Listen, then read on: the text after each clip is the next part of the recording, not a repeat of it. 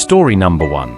The Cursed KFC. This story is about a small, eerie town in America and a KFC restaurant that had been abandoned for years.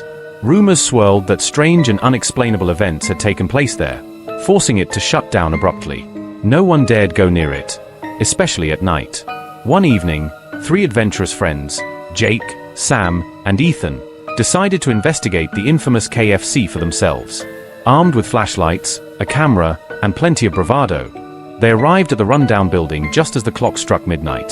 The front door was sealed with a rusty chain, but a broken window offered them a way inside. As they climbed through, the air inside was thick and stale, carrying the scent of rot and something unidentifiable. The dining area was covered in layers of dust, and old chairs and tables were strewn about as though an earthquake had shaken the place. "This is creepier than I thought," Jake said, sweeping his flashlight across the room. Ethan smirked. "Come on, it's just an old building. Nothing scary about it." Sam, who was holding the camera, paused. "Guys, look at this," he whispered, pointing to a faded menu on the wall. It was written in an unknown language, the letters jagged and ominous. The trio exchanged uneasy glances but pressed on toward the kitchen. The kitchen was in a worse state. Pans and utensils lay scattered across the counters, and the floor was sticky with a dark, unidentifiable substance. The old ovens and fryers were coated with grime, yet something about them felt alive. As Jake approached one of the ovens, its door creaked open by itself. "What the hell?" he muttered, stepping back.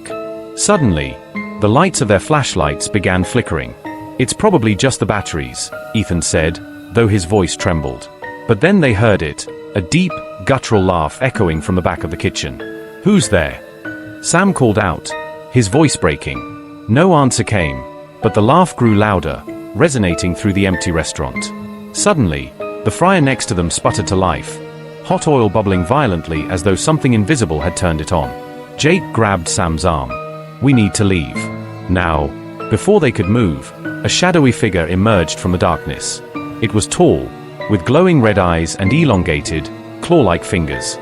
The figure didn't walk but glided toward them, its head tilted unnaturally to one side. "You shouldn't be here," it hissed, its voice sharp and chilling. Panic set in.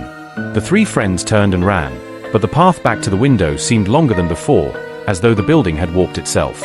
The walls appeared to close in, and the air grew colder with every step. "This way," Ethan shouted, leading them through a narrow corridor that hadn't been there earlier. The corridor ended in a room filled with old KFC memorabilia, buckets, uniforms, and faded photos. At the center of the room was a table with a single bucket of chicken, steaming as if freshly cooked. "No way," Jake whispered. Suddenly, the door slammed shut behind them, and the shadowy figure reappeared. Its voice boomed, "You entered my domain. Now, you must stay." The walls began to pulsate, and the room filled with a deafening screech. The friends screamed, banging on the walls, but there was no escape. The last thing Jake saw before everything went dark was the figure reaching out toward him with its clawed hand. The next morning, the townspeople found the broken window repaired and the restaurant looking as though it had never been touched. There was no sign of Jake, Sam, or Ethan. Some say they became part of the restaurant's curse, their souls bound to its walls. To this day, locals claim to hear faint screams and laughter coming from the old KFC at night, but no one dares investigate. The town learned to live with the legend, but for those who enter, the KFC ensures they never leave. Story number 2. The Haunted Dance Club. In the heart of a decaying city stood an old building, its walls weathered by time and neglect. Known as the Regal Dance Club, it had been the pinnacle of nightlife decades ago. Now, it was a place of whispered fears and unspoken dread. Locals claimed it was cursed, haunted by something far beyond human understanding. One stormy evening, 4 friends, Mike, Rachel, Kevin, and Lisa, decided to explore the infamous club. Mike, the adventurous leader of the group, was convinced the stories were just urban legends. "It's just an old building," he insisted. "What's the worst that could happen?" Rachel was hesitant but didn't want to appear scared. Kevin and Lisa, thrill seekers by nature, were eager to join. Armed with flashlights and a camera, they ventured out as the rain lashed against their car's windshield. The club loomed before them, a monolith of darkness and decay. Its grand entrance, once adorned with gold and glitter, was now shrouded in vines. The neon sign had long since gone dark, but traces of its letters could still be made out. The Regal. "This place gives me the creeps," Rachel muttered, clutching her jacket. "That's the point," Kevin grinned, stepping toward the broken side window. He cleared the glass shards and helped the others climb inside. The interior was eerily intact, as though the club had been frozen in time. The chandeliers hung low, caked in cobwebs. Tables and chairs were scattered, and the grand dance floor was covered in a thin layer of dust. A faint, musty smell lingered in the air. "Looks like no one's been here in decades," Lisa said, shining her flashlight around. Mike pointed to the stage. "Let's check it out."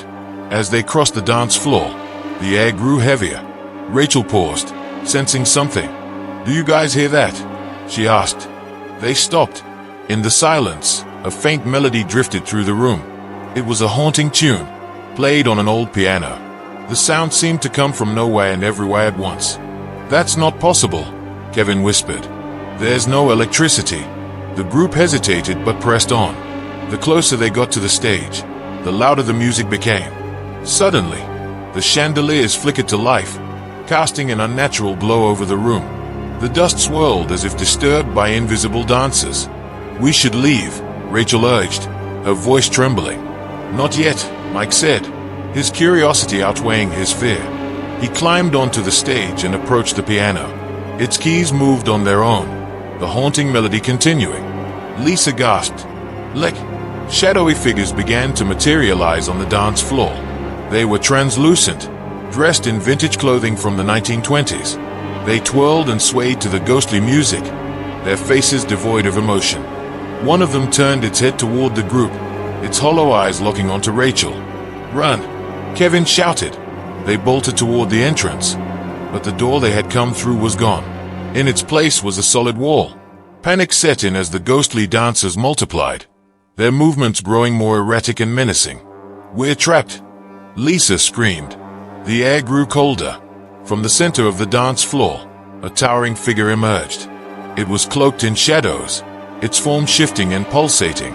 Two glowing red eyes pierced the darkness, and its voice echoed through the room. "You should not have come here," it hissed. "This is our domain." Mike tried to speak, but his voice failed him. The entity raised an arm, and the chandeliers shattered, raining glass upon them. The music grew deafening, a cacophony of despair. One by one, the friends were separated. Rachel found herself in a narrow corridor lined with mirrors. In each reflection, she saw herself, but her face was distorted, her eyes black voids. The reflections began to move independently, banging on the glass, trying to escape. Kevin stumbled into a storage room filled with mannequins. Their blank faces turned toward him in unison, and their limbs began to creak as they moved closer. Lisa and Mike ended up in the main hall, surrounded by the ghostly dancers. The entity hovered above them, its form now fully visible. It was a jinn, an ancient being of fire and darkness. Its voice boomed, "Your souls are mine." Lisa clutched Mike's arm. "What do we do?" Mike looked around desperately. "We need to find something, anything." On the stage, he noticed a glowing artifact, an old gramophone. Instinctively, he ran toward it. The jinn roared in anger, its form distorting as it lunged toward him. Mike grabbed the gramophone and turned its crank. The ghostly music stopped abruptly, replaced by a low hum. The shadows recoiled, and the jinn shrieked, its body disintegrating into ash. The ghostly dancers vanished, and the lights flickered out, plunging the club into silence. Breathing heavily, the friends regrouped. The wall blocking their exit was gone, replaced by the broken window they had entered through. Without a word, they scrambled out of the building and into the rain. As they drove away, Rachel glanced back. The club stood silent and dark once more, but she couldn't shake the feeling that the jinn was watching them, waiting for its next visitors. The Regal Dance Club remains abandoned to this day. Those who dare to enter never return. Locals say that on stormy nights, you can still hear the faint sound of music and see shadows dancing through the windows. The curse of the jinn lingers, a reminder of the horrors that lie within. Story number 3, The Black Forest, A Tale of the Haunted Woods. It was late in the fall when 6 friends, tired of the mundane routines of life, decided to take a trip to Germany's Black Forest. Nestled deep in the heart of the country, the forest had always been a place of mystery. Local legends spoke of spirits, jinns, and things that should not be seen by the living. But to these friends, it was nothing more than a weekend adventure. They couldn't shake off the excitement as they drove towards the forest, unaware that they were heading straight into a nightmare. The forest, known for its dense trees and twisted paths, looked peaceful from afar.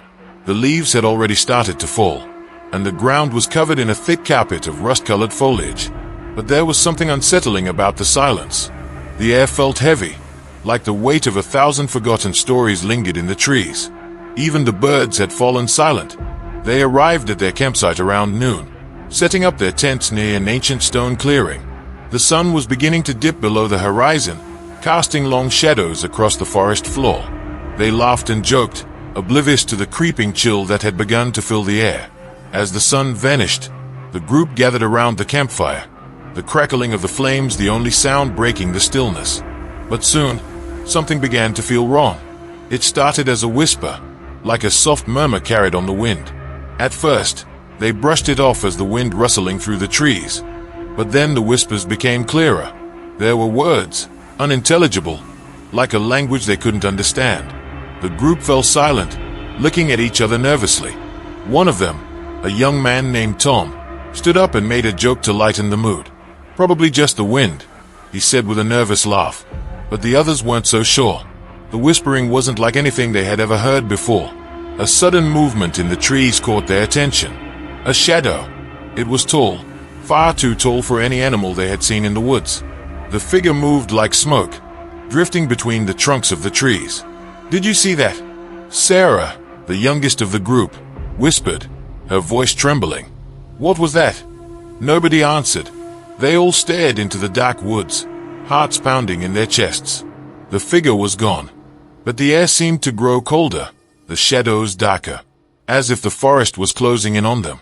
"I'm going for a walk," Mark, the boldest of the group, declared, standing up and grabbing a flashlight. "I'll check it out." The others watched nervously as Mark ventured into the woods, his flashlight beam cutting through the darkness.